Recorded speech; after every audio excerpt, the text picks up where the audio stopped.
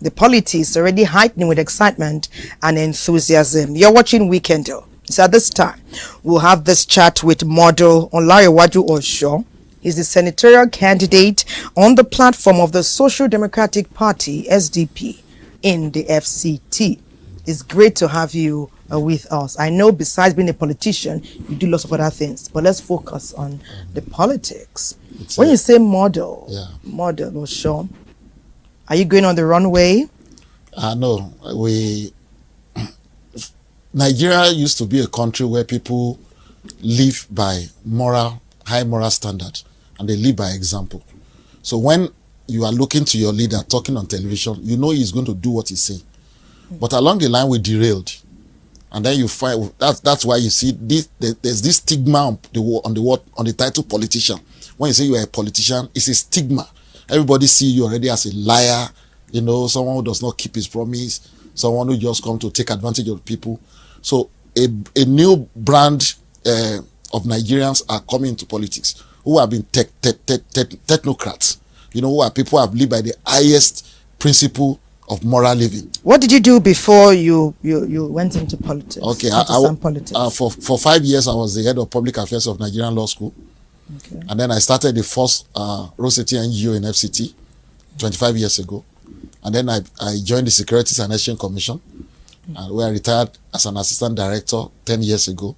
And then I went back into development sector, working free of charge to make sure. Because you talked about living by the highest moral standards, and how politicians are looked at, like with stigma. Yeah. I don't think it's all. But when you say you are going to politics, for example, I've been a pastor also for 35 years. So when people see us, coming to politics, they just feel that, look, we are going to lose you. But perhaps, like from what you say, we may not. Let us look at the terrain, the political terrain as it is today. Sometimes we hear in some campaigns, the candidates spend a lot of time, name calling, rather than telling Nigerians what they're going to bring to the fore that is different from what they've experienced before. What does that achieve? And is that a new style of politicking or campaigning? Number one, what they think it achieves is that they think it devalues or demarkets their opponent. But actually, you cannot be a great leader when you start your stock in trade violating the law. Of course, you know that the regulator of the electoral system is the INEC, and then even the broadcasting system, regulators also say that there are some language you cannot use. So, but we have been a country for years that our politicians are focused on personalities other than issues. What we need to develop Nigeria is issue-based campaign. And, I'm a politician, I'm a member of the Social Democratic Party. We agreed in our own, house that we will not focus on other candidates. Name calling. We want to focus on the issues. And if you look at our presidential candidate, you see him talking about this is the problem in Nigeria. This is how I'm going to solve it. Energy, unemployment, infrastructure, and so on and so on. Even corruption. He has said that he's going to stop corruption right from the villa, because he's going to lead by example. There'll be checks and balances. Yes. When people do not focus on issues, then they focus on personalities. And when you see the way we campaign in Nigeria, actually, now, if you go to developed countries like maybe US, like UK, you find out that politicians campaign in what they call town hall. People gather in a hall under a roof, covered, perhaps with air condition, and they are looking at the people directly in the eyes, and they're telling them their programs, and people are able to ask questions. But you go to Kano, you see 2 million people who cannot even interact with the candidate. You go to Ondo, you see 5 million people who cannot even, they just shout the name of the party, the name of the candidate, and that's all. And that's why we have never had politics that delivers development. When you continue the ideology of, so you are running for office, I beg, give us something, what you get, show love for the boys. And I tell somebody, I said, someone is running for the office of a senator. And in his wisdom, the umpire has said that the maximum amount of money you should spend in aspiring for this office in campaigning is 100 million. Then someone uses 2 billion to run for that office. Now, one, he has broken the law, but the law doesn't catch up with him. Now, you don't ask him a question. How did you get this 2 billion? But people got the money, some got 2,000, some got 500 naira. If they are wise, they will know that the man has paid them for the next 4 years. He has paid them upfront. So that 2,000 naira, break it into 4 years. That's what you will get from that politician. So we need to now make up our mind and say, wait a minute. Are we the ones sending our politicians to the office? The electorate that do not send their politicians to the office will never benefit from dividend of democracy that will move their life forward in a quantum leap. And perhaps may not be able to hold anybody accountable. Accountable. Accountability is also key. But did you read the son, Afe Babalola's, did you read what he opined in the dailies a few days ago? No. He talked about politics, highest spender, something about that. But even our leaders may not be what people get the votes that they will see. He talked at length. Now, why I did not read him actually, Afe Babalola, is because our leaders speak from both sides of the mouth. I've been reading everything Afe Babalola has been saying on the fact that we cannot conduct this election, talking about constitution and so on and so forth. Then I also read that he adopted a candidate. If you say you don't believe in an election and you adopt a candidate, are you not showing double? You're speaking from both sides of your mouth. So from that date, but perhaps you missed the one he spoke where he said he now had confidence in elections holding this year. Okay, you missed that copy of the Daily. Okay, I didn't. Okay, you didn't get that one. Okay, let us look at PVC collections. Yes. In our news today and in several other news points, people have been saying they are unable to get their PVCs. Yes. They go there, they wait hours, they wait days. Yeah. But when the reporter stepped into the office, the INEC person there says it's not true. No, INEC is playing games with Nigerians.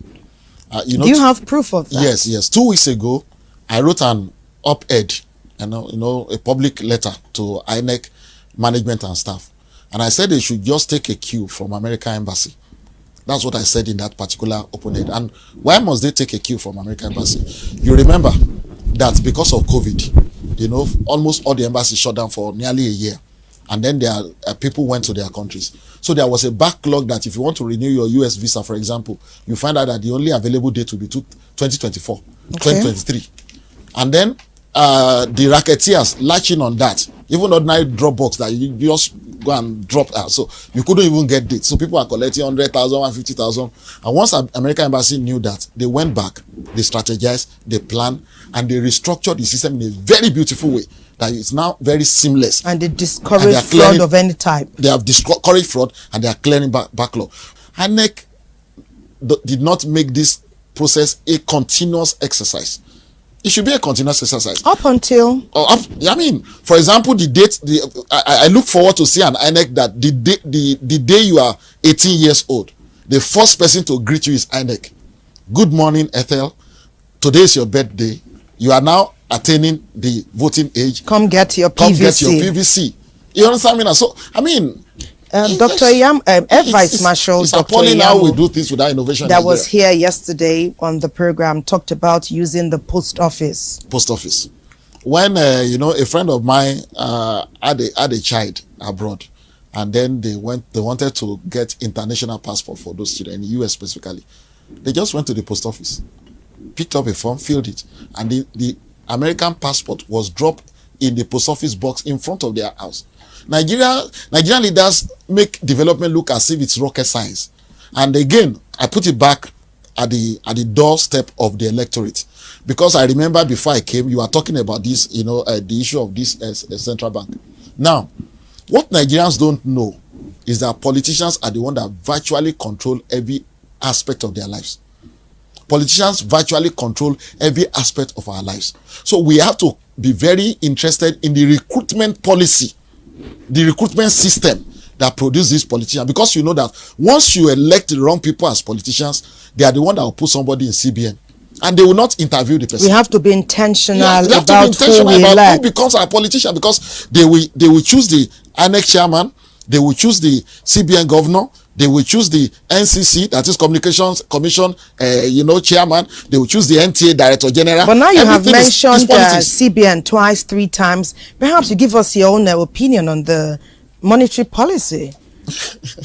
What is your take? Being a model, that's what I'm talking about. That's what I'm talking about, the recruitment policy. Look at it. Emefiele is not a CBN banker. Emefiele is a commercial banker. You remember Clement Isong of but we're talking about this policy. Yes, see, when you put a round peg in a square hole, you have already caused problem. The CBN is for the brightest economists in your system. Look at the way United States pick their CBN governor. Okay, now you have told us about who should be at the helm of the CBN. Tell us about the monetary policy. What are your thoughts? Where are we now? What are your expectations? What do you expect that the likely outcome will be? Will it work in Nigeria's favor? Do we have reason to be wary? Do we have reason to be afraid?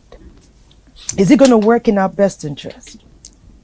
It should work in our best interest, because actually what CBN is doing in the last few days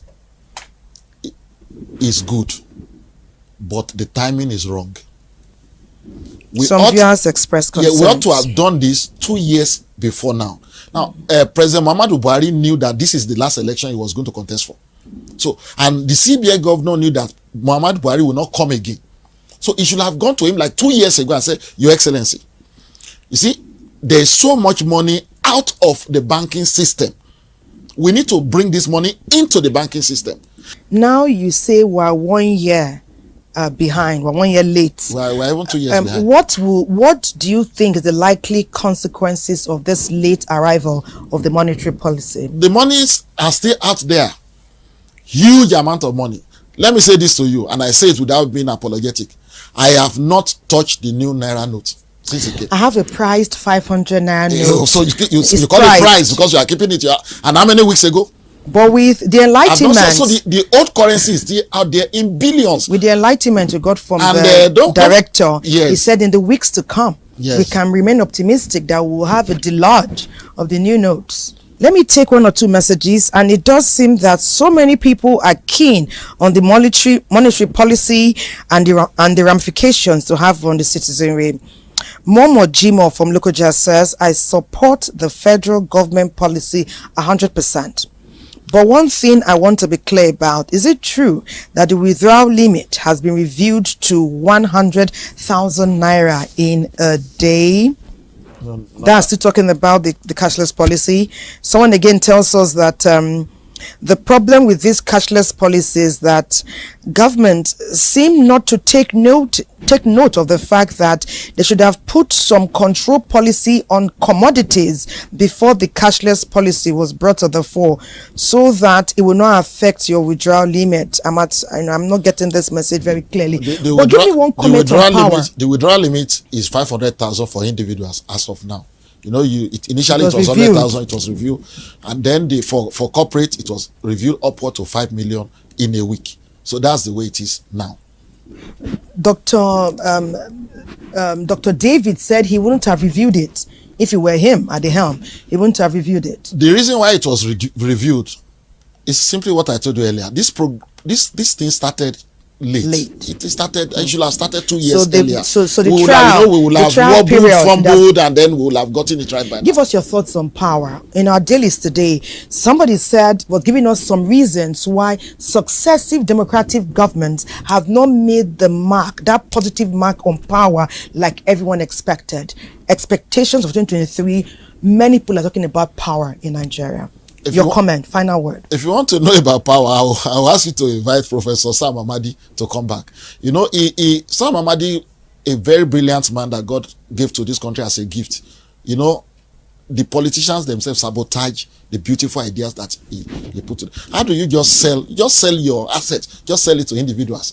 Do you know how much we have spent on power? Just sell it to individuals. They are now the owner of AEDC, EEDC, and so on. He is of the opinion that process was not done well. It was not. Nigeria don't do anything well. We should have privatized everything. If you don't put good politicians in office, everything is self-interest. There's no national interest in this country for these politicians. That's why we need brand new politicians who are people of integrity, people of character, and courage to kick them all out. And we cannot do that unless the electorate vote for the right people.